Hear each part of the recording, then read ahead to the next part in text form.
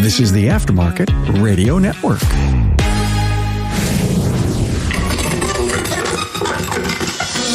Hey, Carm here, the pioneer of Automotive Aftermarket Podcast. You know, we're expanding the Aftermarket Radio Network, and I can't wait to share the new shows that will be joining Chris Cotton's Weekly Blitz and Diagnosing the Aftermarket A to Z with Matt Foslow. Hey, stay tuned as we continue to be the only podcast source for elevated business acumen.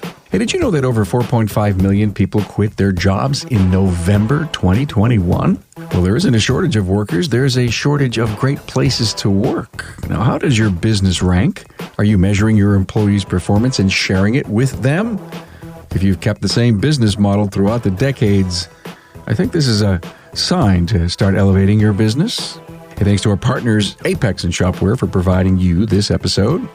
Digital communication makes it easy for your customers to understand the value that you're providing when you fix their car.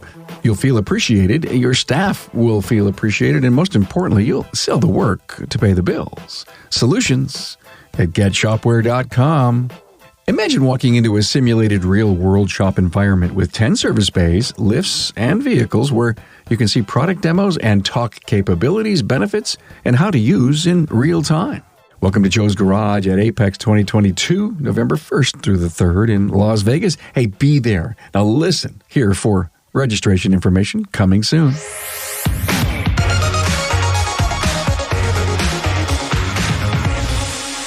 Hey, it's Carm here with a warm, extremely warm welcome to Dave Luehr. How are you, Dave? Well, I'm fantastic. I can't believe I'm here finally. I know we've been chatting for quite a while, playing a little email tag. And so why is there a collision guy on Carm's automotive repair business acumen show? And frankly, everyone, the similarities between collision and automotive repair are getting so damn blurry, Dave. And I really wanted to pick your brains. I wanted to see what's going on over on that side of the aisle because, in my opinion, these two industries are kind of, if you will, hooked at the hip. Now, you know, they may do it a little differently, but I think by the end of the podcast, we're going to see the level of similarities that exist. So anyway, Elite Body Shop Solutions, you're a coach, you're a podcaster in the industry, you're a speaker in the industry, and you used to play country music? So get this, Salem, Oregon, 2003, I'm under an F-150. I got my ratchet in hand and I'm fighting that stubborn rusty bolt. You know, I'd already been in the business for 15 years. So I felt like another day, another lousy vehicle to work on. But then a buddy of mine calls that I play in a band with. His name's BJ, and I play with him on the weekends in this band called Lonesome Road. So he calls me, and I pick up the phone. He says, dude, we got a gig at the Bluebird Cafe in Nashville. And Carm, as you know, that's where like famous people like Garth Brooks got their start. So it's like unbelievable, right? Top of the mountain. Yeah. So it was scary as hell, but we played that Bluebird show and absolutely loved it. And we loved it so much, in fact, that a few months later, I moved my family and most of my band from Salem, Oregon to Nashville, right? So for a while, we got to travel all over North America, opening for the biggest name country music acts, guys like Brooks and Dunn and Dwight Yoakam. But you see, money gets really tight when you're in a band. And on the road. Especially after you come off from being on the road. So we got real broke real fast, you know. But then something interesting happened. We're playing at the world famous Tootsie's Orchid Lounge. Have you ever heard of that place? Oh, yeah. And so we're playing an afternoon gig, and I meet this like slick looking dude. He's a big shot with a cigar in his mouth, right? And he says, you see my daughter over there? She's super talented, right? So this guy is going to get his daughter a record deal. So Mr. Big Shot offers all of us $400 each per week, you know, which at the time was a lot to a guy that was playing smoky little honky tonks for tips and PBRs. Within a week, I found myself, the whole band, we found ourselves surrounded by a bunch of corporate suits asking us to play money that I hated. So what did I do? I quit. I found passion once again in the auto body business, and I went back into that full time. What I discovered that were guys like Mr. Big Shot over here, they're everywhere.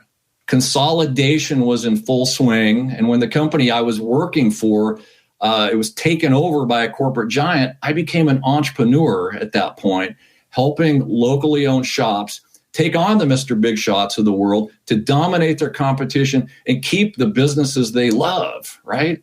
So now I own 3 businesses designed to help locally owned businesses take on giants. And Elite Body Shop Solutions was the first one. Very much similar with the consolidation that's going on. And I'd love to at least touch a little bit on succession too in the collision industry. But I need to make a comment. Tip jars is, and you know, I've been to Nashville. I love Nashville. And isn't Tootsie's the one with the 3 levels? Well, they have 3 levels now. Yeah, okay. But maybe not back then. I love that place because I'm not a super country music fan. That's okay.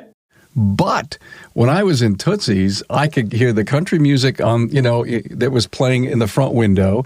And then you'd go on to the second floor and hear. And you go up the little stairs to the back room, and then there's another. That's right. And then you'd go way up top today where it's kind of open air. And there was this incredible rock band playing. And every genre of music was kind of playing in that place, which is what I really loved about Nashville. I loved it. Any kind of music you want. We have rock stars that live right down the street from me. I've got Dolly Parton that lives just around the corner. I mean, it's amazing the different genres of music but they still come to Nashville. So cool. So any awesome news that's going on in the collision world? Well, the awesome news is we're busier than ever in the collision industry. I know, surprising. There's a big increase in the severity of these repair jobs. Now, some of that is because of technology, and some of it we're still trying to figure out why. So for body shops to operate profitably, they need a good mix of work, right? So it would be like in a mechanical shop, if all you did was engine replacements, that's not necessarily optimal in terms of profitability. You need a mix of different size jobs. So now we're getting hit with all these heavy hits. And because of the pandemic, we slowed down a little bit. Now it seems like everybody's forgotten how to schedule. So just bring it in. It's a tow in, bring it in, bring it in, bring it in. And so we're busier than ever, yet a lot of shops are actually reporting that they're making less money now. Uh-oh. And that's where Dave Luehr comes in, right? That's where my team and I jump in. And I've got an amazing team of operational experts that go in and help auto body repair shops do that. Exactly. ADAS is supposed to be preventing some of this crazy stuff by keeping you in the right lane and slowing you down. Dude, cell phones are going to keep us in business, even with ADAS. And oh my God, we live in such a distracted world, my friend. Yeah. All you have to do is hear the Bluetooth go off that's connected to the phone, or the phone going beep or doing something like that, and you immediately say, got to be important. Maybe I won the lottery. I mean, it's like we just cannot. It's always the next best bauble or tone that we're looking for. Sure. So the biggest problem that we have, right, bigger than that, I mean, that's a good problem to have. We're busy. But like everybody else in the world, we don't have the people we need to fix the cars. So for the last 2 years, I would say, we at Elite, we have built some of the world's best, in my opinion, online educational training programs, how to take a technician and really turn them into a kick-ass business person. That's what we do over here at Elite. But it's been really frustrating for us, and even more frustrating for our clients, because every time we start making some progress operationally in their business, guess what happens? They lose somebody calls in sick. All right, somebody gets COVID, just ceases all of their progress that they've been making working with us. Talk to me about post-secondary and the collision programs that are out there. Are there enough students? Where are the grads going? I've actually started a whole new company dedicated to this problem called the Limitless Entrepreneur. About 3 years ago, I joined the CIC, the Collision Industry Conference, and I created a new committee that was designed specifically to help solve this talent shortage problem. And so we've got great schools out there. but we're still having a problem getting them into our shops for some reason. And so there's wonderful organizations like the Collision Repair Education Foundation that work with schools that, they say, hey, this is the type of technicians that we need coming out of your schools. And there's some that are doing better than others. And there's some really wonderful, amazing people that are working with these folks. And even at the high school level, right? I think we got to start younger with a lot of these folks. I think you would probably agree, and those listeners would probably agree. We need to start younger. But guess what, Carm? We're only solving half the problem. Here's the issue that we've got. 4.5 million people quit their jobs in November. 1 out of 4 of your people are considering leaving you right now. Somebody please list those reasons, and maybe I can appreciate and understand some of them. Immediately after my involvement with CIC, we started talking to people because everybody that reports there's a talent shortage, there's somebody over here that we consider an outlier. Now, you had an outlier on your program, the 700th episode. Congratulations on that. Thank you. Donnie Hudson, for example. This guy's an outlier. Guess what? He doesn't have a talent shortage. His average technician age is 35. Right? What's the national average in the mechanical industry right now? Maybe 50. Close to 50, isn't it? This guy's an outlier. He does things differently. A lot of the younger entrepreneurs, a lot of the younger shop owners, you ask them what's their average age, and they're talking in the 30s. So they're actually hiring or growing and grooming a lot younger people. I almost think they want them to grow old with them. Yeah, but Donnie does things different. All of the things that he explained, and by the way, I absolutely love the 7 strategies to retain great employees that came from that program. This stuff is spot on. If all your viewers did was follow this instruction, they would go a long ways towards solving their own talent shortages. Let me point people to the weekly blog that I write, but that's also up on my website under blogs if anybody wants to get it. In fact, it's been published in a lot of places, Dave, and I appreciate everyone who looked at that and said, there's a blueprint. Now, the blueprint, didn't necessarily come from me, but I compiled it from so many of the wise operators that are out there that are having success. When everybody's complaining about one thing, you turn to outliers to find out how to correct it. I've done that my whole life, right? That's how I built Elite Body Shop Solutions. I wrote a book called The Secrets of America's Greatest Body Shops that were those things that outliers are doing different during consolidation and all these other challenges that we face. If I could show you, there's actually 5 keys to building a magnetic business. So you asked about, working with schools. So schools are trying to cultivate good technicians and then push them into our industry. You know how a magnet operates, right? If you turn them around this way, they go click and they're stuck together. So that would be what I call a magnetic business model. These people want to come and the business is attractive to them, right? But you turn those magnets around and what happens, right? It repels. What I'm finding, 4.5 million people quit their jobs. We don't have a shortage of talent. We have a shortage of great places to work. It's sobering. It's absolutely sobering. So what is a magnetic business? So what I did is during some of my training that I did recently, I took some of my body shops, and these are all like high-level operators. I mean, these are not slouch shops. These are elite operators.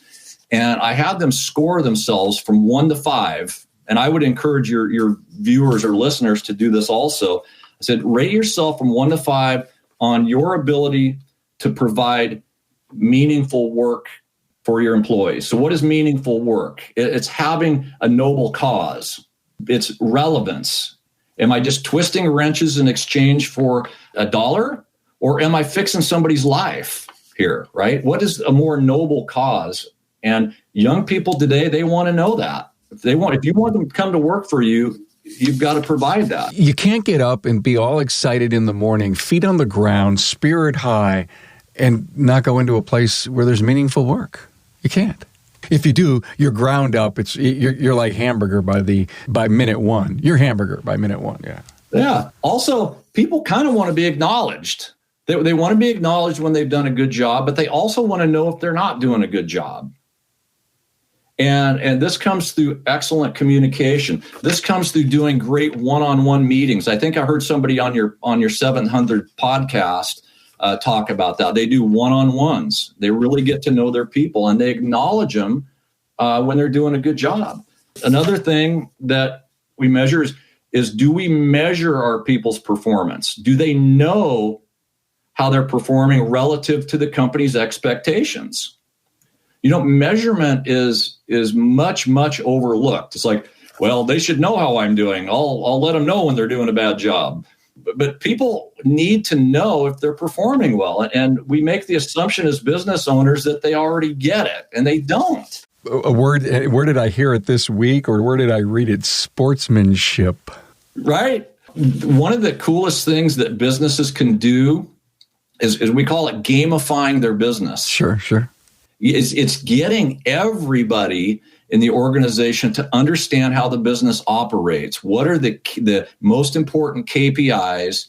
Are we winning or losing the game today? Don't people really want to know? Why else would somebody waste an entire afternoon playing Candy Crush on their phone?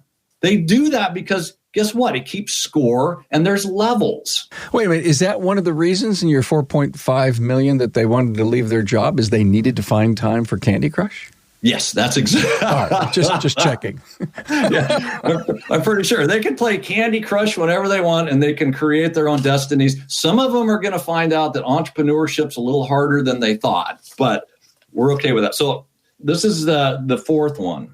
Especially with the younger generations, they don't want to be like a technician stuck in a corner, put on commission and said, dude, go out and make your own way, sink or swim. By the way, if you're listening audio, David he's putting up posters, and that one said part of team.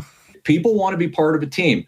So my daughter, I'm so proud of her. She just graduated Miami of Ohio as an architecture major, and she's going to grad school now. But she came home the previous 2 summers and got an internship here in Nashville at an architecture firm. So the first summer, she didn't like her job. They literally stuck her in a corner and gave her like odd jobs to do. So the next summer, she comes home beaming about the day at work that she just had.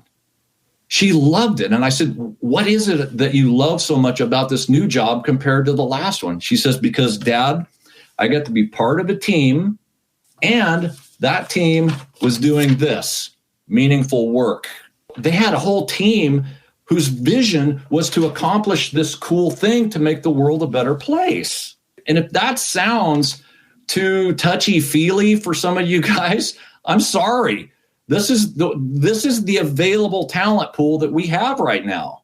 And this is who we're competing with on that much bigger, larger scale. They have to know what it is to treat the people right so that they can attract them.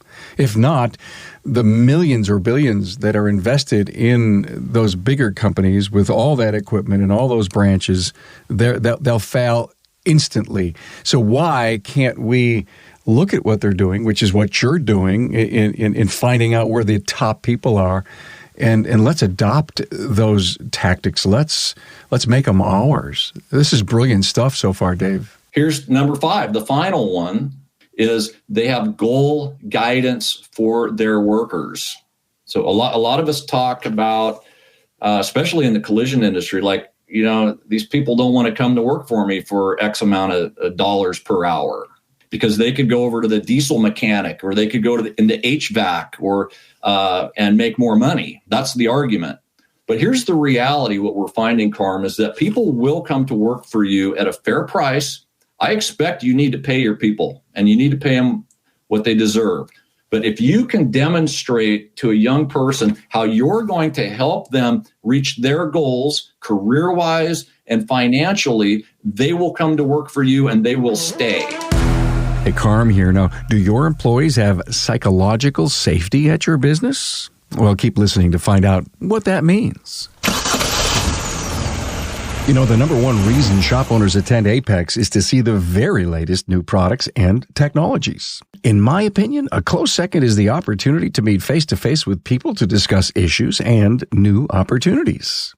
And let's not forget how much fun it is to get together with friends in the industry, both old and new.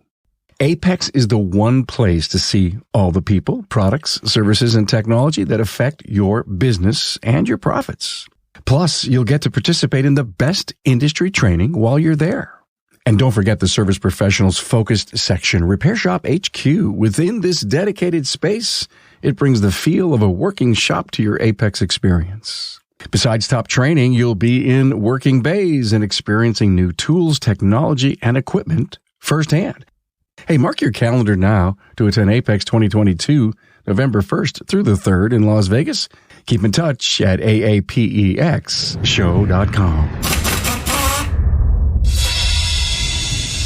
I want to let you in on a little secret. Investing in a cloud-based shop management system could be the smartest purchase you make in 2021. Manual processes can really add up and cost your shop unnecessary time and money. Now, if you're writing out repair orders, you're wasting time. If you're chasing customers for approvals, you're wasting time. If you're manually calculating invoices or logging into multiple systems, you're wasting time. And if you're wasting time, well, then you're wasting money. Do me a favor, pull up Chrome, Safari, or whatever browser you use and type in getshopware.com. Click on the Book a Demo button in the upper right corner and check out Shopware's amazingly efficient software. Trust me, you won't regret it. Again, that's getshopware.com. Someone is sitting across from you and you're interviewing them. You get to the goal guidance area of the interview. Says, hey, listen, what are your goals? And they can't answer that. Is that a warning sign, or is it something that you believe if they, check all the other boxes that you can help them with? I find that some people lack clarity in their dreams, where they want to go in their life. I knew when I was a kid I was going to be a mechanic, right? I had no idea I would be on a podcast someday. I was going to be a mechanic, and it was very clear to me. But sometimes you meet people and they're a little unsure of the direction they want to take in their life because they just haven't experienced enough yet.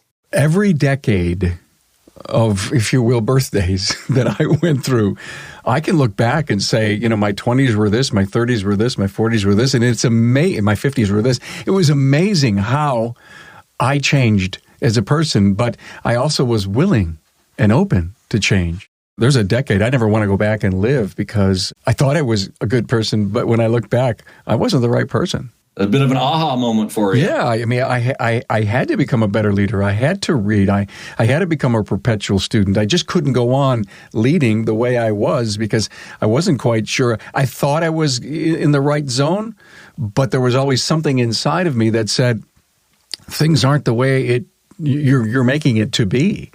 And there's almost a realization, and frankly, I think you find this more than anything.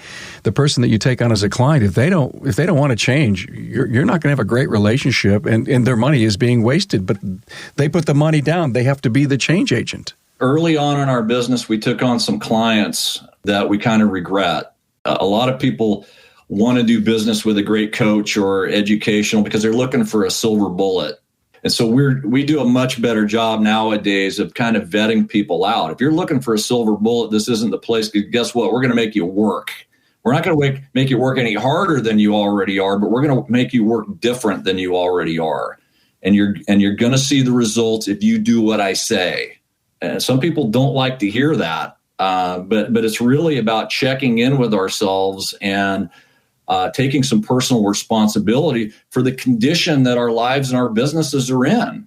So these 5 magnetic steps along the way, or key critical components to this strategy, have you introduced this to your client base, to your mastermind groups, and are they all over it? We're working with our mastermind groups primarily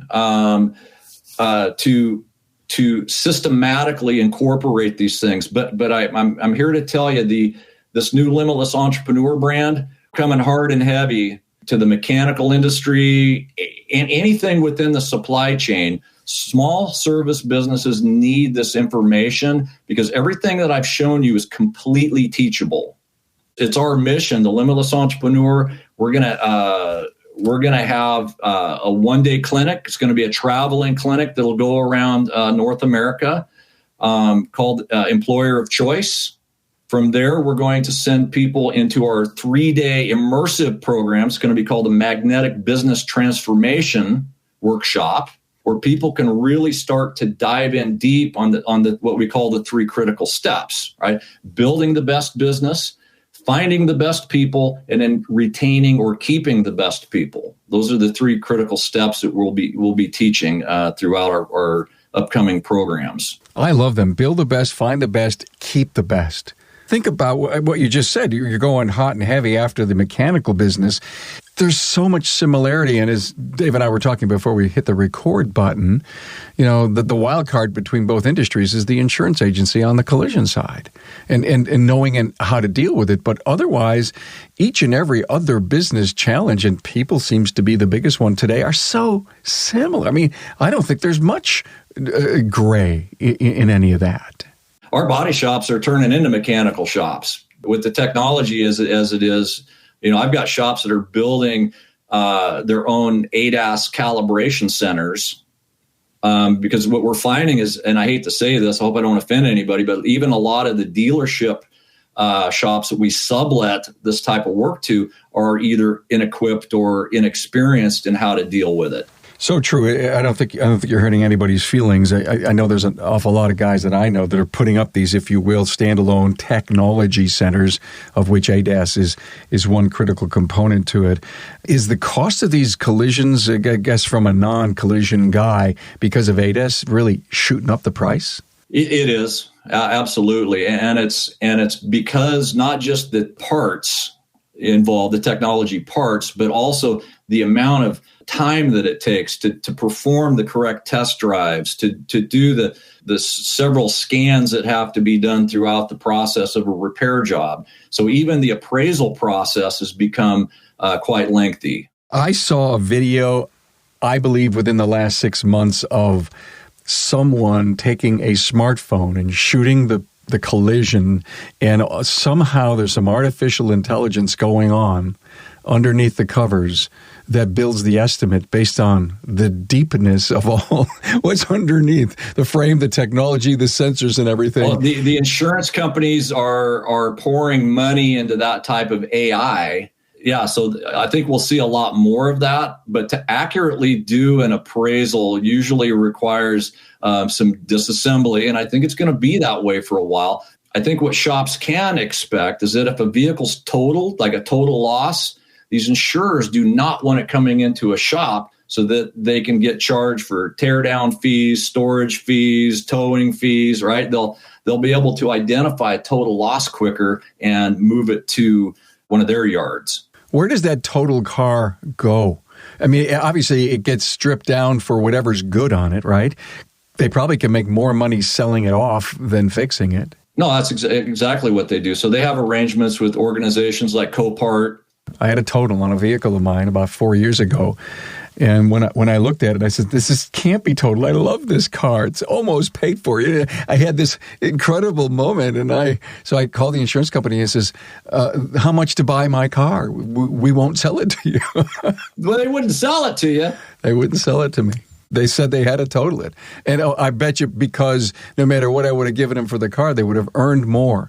I mean, just the front right quarter of the car was damaged, and I looked at these seats are gorgeous. I mean, I kept saying to myself, right? It was probably a cream puff, It was. Oh my God! Probably worth more than it was actually worth, right? Piecemealed. So anyway, I find that so interesting.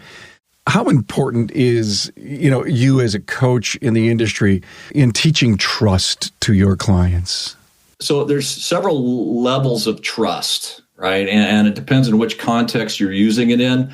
As it relates to our ability to build trust with a customer, that's one level, which is absolutely critical. And you build trust by doing things like providing them with confidence, right? Integrity, like delivering the vehicle when promised, things like that. And that is what creates powerful word of mouth.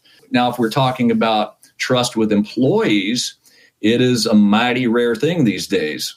4.5 million people would agree with me.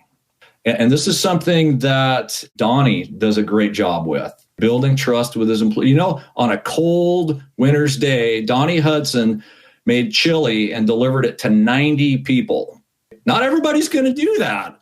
Trust is getting to know your people as individuals. I was just reading a book called The Culture Code, right, by Daniel Coyle, and they talk about psychological safety. So what is psychological safety? It's the ability to say what's on our mind, to be in a trusting enough environment to say what's on our mind. So if you think of like the Navy SEALs, if you think about like the elite teams in the world, Blue Angels is another one that comes to mind. And they do these unranked debriefings after every mission, right? It's this ability to have this unranked discussion with one another that builds incredible trust. And trust is everything. There's a reason that I asked you about trust is there's a couple of them. And I think it's the influence of the podcast over these last 6 years. And with all my venues, 1,000+ episodes, you saw the 700th. You asked me to let me introduce you to Donnie. And now we're talking about Donnie Hudson, who's an incredible operator and a great guy and a good friend. And this week I interviewed Dr. Dave Wyman, a psychologist, and he come on the show and we talked about toxic employees, but we also talked about SEAL Team 6, and you just mentioned that. I mean, what's ironic is these continuing incredible themes that every once in a while bubble to the top in multiple episodes that wasn't even planned. Part of the episode, which is a phenomenal episode, and it may release before this one, there's an XY axis. One of the axis, the X is trust, the Y is performance. And SEAL Team 6 is about trust. If that individual isn't maybe performing as well in this particular role that he has, but the trust is there, that's a much higher rating than the performance. And as we were talking about toxic employees, usually we say, oh my God, they do such a great job. You know, they're here every day, but nobody can stand them. You know, it's the gang fire that happens every once in a while. I couldn't agree more. And how hard is it to let those people go? They've made themselves a component of the business, but they're toxic to it.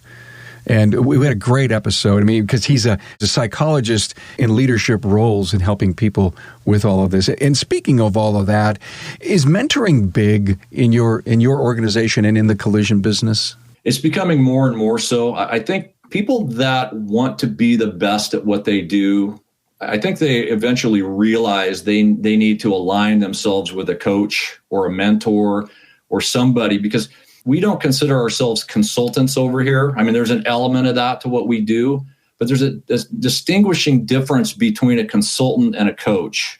A lot of you watching, you know what you should be doing already. You just choose not to do it. A good coach will bring the best out in a person, right? To take all the skills and the knowledge that you already have and put it to use, and to have somebody to hold you accountable. That's what business owners are missing out on quite often. They don't have anybody to hold them accountable. So let me ask you a question. I'm a potential client of yours. I own a collision shop or any kind of business, Dave.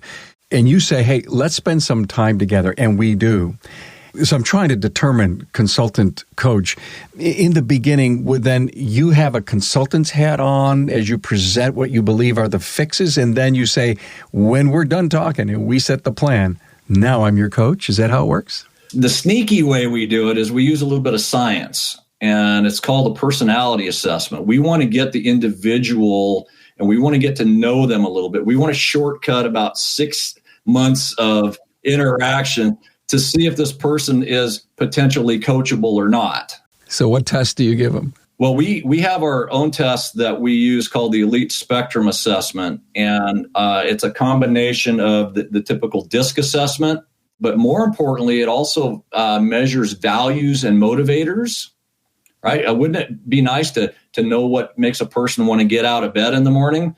So instead of trying to motivate people by throwing more money at them, maybe we want to find out what really motivates them, right? And then it measures what we call the axiology of a person. And that's more of a snapshot of how they see themselves and how they see themselves in the world. Kind of shows their skills a little bit. So axiology, I love that. It almost reminds me of the big circle when you put people on for disc. It's almost like an axis. Yeah, like when you're measuring your team, right? You're trying to see how they may interact. They may mesh. Mm-hmm. Yeah, so we usually start with that, and we just ask a lot of questions. What's the problem that you're trying to solve here? How many out of the years you've been in business have you really said it's not a good fit? I mean, half a dozen? That's probably fair to say. There's definitely been some that we have turned away, and I'll tell you why. Because it's usually not the assessment that determines why we don't want to work with them. I mean, there's some like, oh my God, this person's going to be a lot of work. There is that. But it's the ones that I mentioned earlier, the ones that are looking for a quick fix, the ones that don't want to put in the work. They're looking for somebody to come in and solve their problems when they can do it themselves. But it's also important for your coaches to know their communication tendencies, because you've got to be able to speak their language based on their tendencies. If you've got a dominant client, you sure can't be a high I, an influencer and an extrovert, and try to have your conversation with a dominant person. You're going to knock yourself out in 30 days saying, he won't listen to me. Right. A mentor of mine that introduced me to the, back then it was called a TTI assessment, had me take an assessment before he would work with me. I was an off-the-charts high D. He wanted to see that before he pitched his services to me, because he wanted to know how quick we needed to get through the presentation, because he knew that I wasn't going to want to sit around and listen to a bunch of detail. Absolutely. Right. So I went home and told my wife, I said, listen, honey, I just had this weird debriefing, right? And this guy thinks I'm like Gordon Ramsay of the body shop world. And she just started laughing and said, why do you think I can't even stand to be in the kitchen with you? After I sold my business, Dave, and I went to work for a D. Okay, so that you know, his D was off the charts. His I was just above the line, and my I is above the line, but my D is also, but it's a little lower. So I have D just over the line and I up. For those of you listening, D is for dominance, I is for influence, S is for what we call steady, and then C is for compliance. Compliance. So the accountant's the C, the customer service person's the S, the salesperson's the I. The guy that you probably always tells you what to do, when to do it, and how to do it is the D. Okay. Right. And so here I go to work for a D, and I had known him for so long, right? And I'd walk into the office at the end of the day, and I says, hey, listen, I got to run something by you. And immediately, the watch comes up with the arm, and he's looking at his watch, and I wasn't picking up on the time-bound thing. He wanted you to kind of speed things up, because you're one of those high I guys that likes to talk a lot, right? Yeah, exactly right. And he says, listen, if you come in here with an idea, you come in here with, you got to bring in a solution with you, and you need to do this within a couple of minutes. I'm a busy guy. After so many years of working together, and then me going to training and realizing I cannot go in and have my conversation with this guy, we ended up becoming incredible friends, where he would come in my office and sit down and talk for a half hour, because it's either I wore him down into having a little bit more I, or having him realize that there's another segment of life he was missing. Isn't that interesting, though? Because once you had some awareness of this person's behavioral profile, can you not work together to get along a little better? As I got very much into it, Dave, I literally knew a friend who was, an assessment expert, and he gave me this incredible textbook. I still have it. It's an inch and a half thick, all about the DISC language.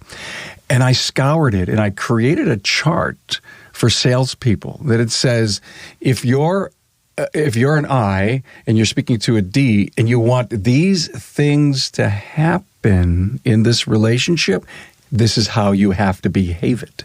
You've got to get it over to me. I'm going to use it in our new Limitless Entrepreneur curriculum. It's going to become a part of it, Carm. Well, listen, all I did is I took the stuff from the textbook and I said, I didn't like how it was laid out. Let me put it into what I thought was an automotive aftermarket format. And so I'll send it to you. Okay. Hey, this has been fun. And I'd love you to come back and let's just keep talking business. Is there anything that you wanted to cover that we haven't yet? Because I can think of a million things, but I'd like to do this again. I'm honored. I think you said I'm like one of the first body shop people. Oh, yeah. I'm like super honored. I mean, here's the most famous podcaster in the mechanical aftermarket and 700 plus episodes. And I'm like the first body shop guy. Your business model is expanding. Our new program, I really want to continue this conversation. I really, really recommend that those of you that are listening to this get involved, because this is a much bigger project than just me. Limitless Entrepreneur is trying to solve a huge problem, and I want you guys to become a part of this community. It's going to be body shops, it's going to be mechanical shops, it's going to be supply chain. I want to get involved in this, right? And we've got a new landing page that you can visit to like be in the know on as we're progressing, as we're building this thing, and you're becoming a part of it.